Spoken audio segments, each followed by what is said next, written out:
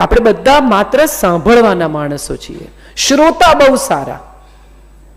અમલમાં મૂકવાનો વારો આવે ત્યારે આપણને બધાને એમ થાય બહુ અઘરું છે ભાઈ. મને ઘણા લોકો કહે છે કે આ બધું તમે કહો છો એવું કરો છો સિરિયસલી. અને ત્યારે હું હંમેશા કહું છું, મને આ વાત મુલ્લા નસરુદ્દીનની બહુ ગમે છે. રજનીશે વારંવાર કહી છે કે એક નાનકડા છોકરાને લઈને એની માં જાય છે અને કહે છે કે આપ ઇનસે કુછ કહીએ, ये शक्कर बहुत खाता है. એટલે મુલ્લા કહે છે કે उसको 2-3 दिन बाद लेकर आना. 3 દિવસ લઈને આવે છે. એટલે મુલ્લા કહે છે देखो बेटा, शक्कर खाना अच्छी चीज नहीं है. शक्कर खाने से पेट में ठीक नहीं होता है. आपके पेट में छोटे छोटे कीड़े पड़ेंगे, आपको तकलीफ होगी. આવું બધું સમજાવે છે. એટલે એની માં કહે છે કે તારે આજ સમજાવું તું તો 3 દિવસ પછી પાછા શું કામ બોલાયા? તારે એ જ વખતે સમજાવી દેવું તું ને. એટલે મુલ્લાએ કહ્યું કે ऐसा है, मैं भी बहुत शक्कर खाता हूं, तो उसको कहने से पहले मुझे शक्कर छोड़नी चाहिए. આ બધું તમને જે કહું છું ને એ મેં જીવવાનો પ્રયાસ કર્યો છે. શક્ય છે મારો પ્રયાસ બધે સફળ નહીં થયો હોય, પણ સુખી થવાનો રસ્તો એ છે કે પૂર્ણપણે સ્નેહ કરી શકાય, અને જેને સ્નેહ કરી શકાય એને પૂર્ણપણે સ્વીકારી શકાય. આ બે વસ્તુ જો જિંદગીમાં કરી શકાય ને તો સમસ્યાઓ ઓછામાં ઓછી 70% કપાઈ જાય. આપણો પ્રોબ્લેમ શું છે તો કે આપણે સંઘર્ષ પુષ્કળ કરીએ છીએ. શેનો સંઘર્ષ કરીએ છીએ તો કે માણસને બદલવાનો. પ્રેમમાં પડે, તમારામાં પણ કેટલા બધાએ લવ મેરેજ કર્યા હશે. શરૂના દિવસોમાં ફોન પર કલાક 1.5 કલાક વાત કરે, કાગળો લખે, મળવા જાય, કલાક ઊભા રહે. પેલી છોકરી કે છોકરો એને મોડું થયું હોય તો પૂછે કે બહુ વેઇટ કરવું પડ્યું? કે ના રે, તારે માટે વેઇટ કરવાની મજા આવે. થોડો સમય જાય સાહેબ, લગ્નને 5 વર્ષ 7 વર્ષ થાય અને ગાડીમાં તૈયાર થઈને બેસી ગયા હોય પતિને, ટેટે પત્ની હજી સાડી પહેરતી હોય કે કંઈ તૈયાર થતી હોય, કંઈ નહીં, ચલો જલ્દી, અને જઈને બેસે એટલે કે તને કાયમ મોડું થાય. બહુ જોક્સ છે સ્ત્રીઓના તૈયાર થવા વિશે. આપણે બહુ વાર સાંભળ્યા છે કે સ્ત્રીઓ આમ આવતીકાલે જવું તો આજે કહેવું ને આમ છે ને 3 કલાક વહેલું કહેવું ને. પણ સાહેબ મારે એક વાત કહેવી છે. સ્ત્રી જ્યારે ઘરની બહાર જાય ને ત્યારે એણે લાઇટ બંધ કરવા, પંખા બંધ કરવા, બારી બારણા બંધ કરવાથી શરૂ કરીને કબાટોને લોક કરીને કોણ શું જમશે એની વ્યવસ્થા પણ કરવાની હોય છે. એને માત્ર સાડી પહેરીને, ના આ બહુ ગંભીર બાબત છે, એને માત્ર સાડી પહેરીને મેકઅપ કરીને તૈયાર નથી થવાનું હતું. હું એવી પત્નીઓને ઓળખું છું કે જે ખીચડી બનાવી હોય કે પુલાવ બનાવ્યો હોય તો પાપડ શેકીને ડબ્બામાં ભરીને જાય. આટલી બધી કાળજી જે પત્ની, જે સ્ત્રી, જે જીવનસાથી લેતી હોય એને આપણે કેટલી વાર થેન્ક યુ કહ્યું છે. આપણે જ્યારે સ્કૂલના મિત્રોને મળીએ ત્યારે આપણે પાછા જઈએ છીએ ટાઈમ મશીન. અંદર છે ને માટે આટલું બધું થઈ ગયું, હમણાં નહીં કે થેન્ક યુ. બધા અંદર એકદમ થઈ ગયું કે આ જોયું ને, મેં તમને કીધું તું ને. આ બધું ઘેર જઈને એટલી શું ઉતાવળ છે? હમણાં એકાઉન્ટ સેટલ ના કરજો, આપણે પછી વાત કરીશું. હું પુરુષોના પક્ષમાં પણ કહીશ, એવું નહીં ખાલી સ્ત્રીઓ જ મજબૂત છે, પુરુષો બિચારા, એ લોકો વિશે પણ બહુ કહેવાનું છે. એવી સ્ત્રીઓને હું ઓળખું છું કે જે રોજ એમ કે તમારે શું, તમારે એસીમાં બેસી રહેવાનું. સાહેબ એસીમાં બેસીને રોજ આટલા લમણા લઈ શકાય, આટલા જુદા ભેજા સાથે ડીલ કરી શકાય ને તો ઘરના બિલો ચૂકવી શકાય. ખૂબ ધીરજ જોઈએ. જે પુરુષ ઘરમાં 6 એસી નંખાવે છે ને એ બિચારો પોતે 6 કલાક સૂતો નથી, ત્યારે આ 6 એસીના બિલ ભરાય છે. એકતા કપૂરની સિરિયલો જોતી પત્નીને કલ્પના જ નથી કે આ 9 વાગે મોડો આવે છે, પણ એ મોડો એટલા માટે આવે છે કારણ કે બહાર એને ખૂબ કામ હોય છે. એક વાત બહુ ઇન્ટરેસ્ટિંગ છે પતિ પત્નીના સંબંધમાં, અને મને પોતાને આ વાતમાં બહુ રસ પડે છે. ગુજરાતી સ્ત્રી ખાસ કરીને આ ટ્રેપ હંમેશા પતિને આપે ને લગભગ દરેક પતિ આ ટ્રેપમાં ફસાય. એક વાક્ય જે દરેક ગુજરાતી સ્ત્રી બોલે જ અને પતિ એને સાચું માને જ. કયું?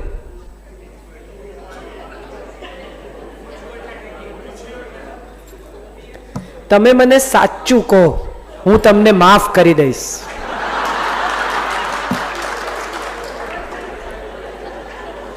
હા કે ના? કહો મને, મારું ઓબ્ઝર્વેશન ખોટું હોય તો મને કહો. તમે મને સાચું કહી દો, હું તમને માફ કરી દઈશ. પાછળનું વાક્ય ખોટું છે. તમે મને સાચું કહો સુધી સાચું છે. સેકન્ડ હાફ પર ભરોસો કરવાનો નહીં. કેમ? કારણ કે જેવું તમે સાચું કહો એવા એના રિપરકેશન આવે. દાખલા તરીકે કોલ્હાપુર જ તમે આવ્યા છો અને રૂમમાં મોડા ગયા અને પત્નીએ પૂછ્યું કે કેમ આટલું બધું મોડું થયું?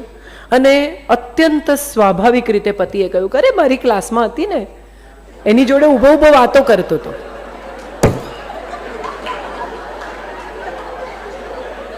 નો, નોટ ડન. એને બદલે જો એમ કે મારી ચાવી ખોવાઈ ગઈ હતી, મારી રૂમ કી આવ્યો, ચાલી નહીં, પછી મન થયું તું કદાચ ઉઠી જઈશ એટલે હું પાછો નીચે ગયો, રૂમ કી ફરી કરાવી ને ઉપર આવ્યો. ઓ, પછી દયા આવે. ઉઠાડી હતી ને. મુદ્દા એ છે કે આપણે સત્ય સાંભળવા માટે ઉત્સુક બહુ છીએ, સત્ય પચાવતા નથી. આપણને બહુ શોખ છે કે આપણી સાથે આપણા જીવનસાથી, આપણા પતિ, આપણી પત્ની સાચું બોલે, પણ એ સાચું બોલવા માટેનું વાતાવરણ આપણે આપી શકતા નથી.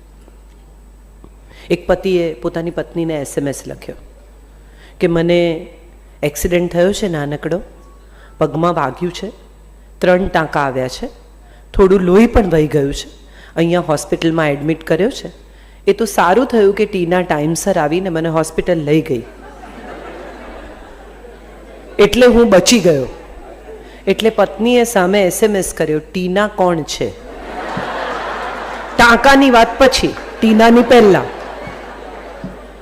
એક પત્ની એક સરખા 6 અંડરવેર લઈ આવી, colour same, brand same, design same, બધું સેમ. એટલે પતિએ જોઈને કહ્યું કે આવું કરાય? કલર જુદા લાવીએ કઈ નહીં તો કેવું લાગે? કોઈ જુએ તો એમ થાય કે ધોતા જ નહીં હોય.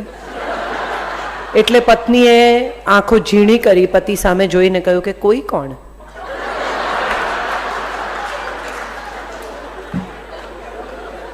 એક પતિ બહારગામ જવાના હતા, એને પત્નીને ફોન કર્યો કે જલ્દી જલ્દી મારી બેગ પેક કર, હું મારા મિત્રો સાથે ફિશિંગ કરવા જાઉં છું. એટલે પત્નીએ કહ્યું ભલે, હું બેગ પેક કરું છું. પતિએ કહ્યું કે પેલો મારો સાચનનો નાઇટ સૂટ છે એ પણ મૂકી દેજે. પત્નીએ કહ્યું ઓકે ફાઇન. બેગ પેક થઈ ગઈ. પતિ ગયા, 2 દિવસે ફિશિંગ કરીને પાછા આવ્યા. પતિએ આવીને સ્વાભાવિક રીતે પૂછ્યું કે મારો સેટિનનો નાઇટ સૂટ નહોતો મૂક્યો? એટલે પત્નીએ કહ્યું કે ફિશિંગ રોડની જોડે જ મૂકેલો, તમે ફિશિંગ રોડ ખોલ્યો જ નહીં. કરેક્ટ. જેને ના સમજાય પછી હસજો. મજા એ છે કે આ બધી જ વાત પર અત્યારે આપણે હસી શકીએ છીએ, પણ આવું જ કશું આપણી જિંદગીમાં બને તો આપણે કેટલા બધા શંકાશીલ, કેટલા બધા ગાર્ડ પર આવી જઈએ છીએ. પતિ ફોનમાં કોડ રાખે ને તોય પત્નીને એમ થાય કે એવું તે શું છે કે હું ન જોઈ શકું. અરે 99% 2 જણાના હોય, પણ 1% માણસ પોતાનો અંગત રાખે તો એમાં શા માટે કોઈની જિંદગીમાં ઇન્વેડ કરી જવું જોઈએ? ખલીલ જિબ્રાને બહુ સરસ કહ્યું છે કે પતિ પત્નીનો સંબંધ છે ને એ 2 થાંભલા જેવો હોવો જોઈએ.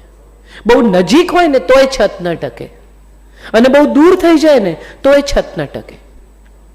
there is a very nice safe distance between 2 people. તમે આમ હાથ જુઓ ને તો તમને ન દેખાય, તમે સહેજ દૂર લઈ જઈને જુઓ તો તમને દેખાય. તમે સેલ્ફી પાડો ત્યારે કેમ ફોન દૂર લઈ જાઓ છો? તમારો ચહેરો સારો લાગે એટલે. નજીક લઈ આવો તો શું થાય? વરવો. સંબંધોમાં પણ એવું થાય છે. બહુ જ નજીક આવી જાઓ ને તો ગુંગળામણ થાય, અકળામણ થાય. દરેક વસ્તુ દરેક માણસ તમારા કયા પ્રમાણે કરે એવો આગ્રહ જરા વધારે પડતો છે. મિત્રોમાં પણ, પતિ પત્નીમાં પણ ને સંતાનોમાં પણ. આપણે બધા એવું માનીને ચાલીએ છીએ કે આપણા સંતાન છે ને આપણા સપના પૂરા કરવાની ચીજ છે. હું ડોક્ટર ન થઈ શક્યો માટે મારા દીકરાએ ડોક્ટર થવું જ રહ્યું. હું એક્ટર ન થઈ શક્યો માટે મારા દીકરાએ એક્ટર થવું રહ્યું. આ જે આખી પ્રવૃત્તિ છે ને એ મને એવું લાગે છે સમવેર કે આપણે અજાણતા જ આપણા સંતાનોને સાધન માની લીધા છે. આપણા જીવન સાથીને આપણે આપણી વસ્તુ માની લીધી છે. રમેશ પારેખે બહુ સરસ લખ્યું છે કે આકાશ પહેલા ઘર થશે, આકાશ પહેલા ઘર થશે, પછી પાંજરું થશે, ટહુકો વસાવવાની મથામણ શરૂ થશે. તમે પંખીને પૂરી દો તો શક્ય છે તમારા ઘરમાં ઝૂલ્યા કરે, પણ તમે એને ગવડાવી નહીં શકો તમારી મરજીથી. ચલો ગાઓ એવું નહીં થઈ શકે. કેટલા બધા મા બાપ છોકરાઓનો ટેલેન્ટ શો કરે છે. નાનું છોકરું હોય ને ત્યારે મા બાપ ચલો એબીસીડી બોલો. શેને માટે બોલે એબીસીડી? ચલો અંકલને રાઈમ ગાઈને સંભળાવો. અચ્છા, હવે એને નથી ગાવી, તને આવડતી જ નથી, અંકલને લાગશે કે તને આવડતી જ નથી. આ કઈ જાતની ચેલેન્જ છે? અને પછી એ બાળક જ્યારે અટેન્શન સિકિંગ થઈ જાય ત્યારે કોઈ પણ આવે ત્યારે એને પોતાની જ વાત કરવી હોય. એ રમી રહ્યું છે દૂર, એને રમવા દો. એને શેને માટે તમે તમારા આકર્ષણનું કેન્દ્ર બનાવો છો? એને શા માટે એવું લાગવું જોઈએ કે આવનારો દરેક માણસ મારી જ સામે જુએ, આવનારો દરેક માણસ મને જ અટેન્ડ કરે? અને પછી જ્યારે બચ્ચું અટેન્શન સિકિંગ થઈ જાય ત્યારે આપણી ફરિયાદ હોય છે. તમે બધા ભણ્યા છો સ્કૂલમાં, તમે બધા સ્કૂલમાંથી પસાર થઈને આવ્યા છો. તમારા સંતાનો સ્કૂલમાં હશે, કોલેજમાં હશે, તમે પણ કોલેજમાં ભણ્યા છો. આપણે બધા એવું સમજીએ છીએ કે આપણે ક્યારેક 17 વર્ષના હતા. આપણા સંતાન એવું નથી સમજતા કે 45ના કે 50ના મા બાપ હોવું એ શું છે. આપણે એને એવું સમજાવવાનો પ્રયત્ન કરીએ છીએ કે આપણે એને માટે શું શું કરી રહ્યા છીએ. એ આપણે આપણી ઈચ્છાથી કરી રહ્યા છીએ. કેટલા બધા મા બાપ એવા છે કે આમ 4-5 શર્ટ લઈ આવે ને, પરફ્યુમ લઈ આવે ને, પીએસપી લઈ આવે ને, નવો ફોન લે.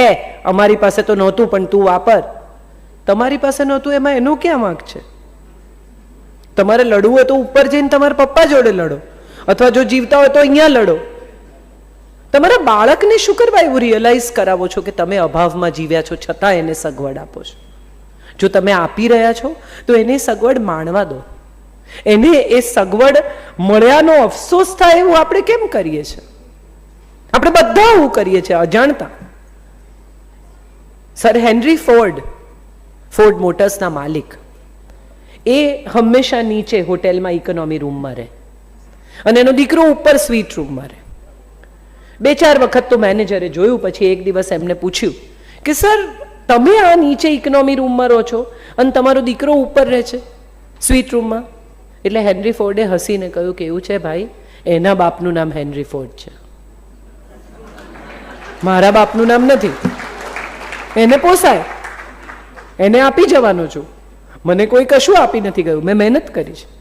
જોક તરીકે આ બહુ મજાની વાત છે. હસીને વાત થઈ શકે. તમે તમારા સંતાનને આ હસીને કહી શકો.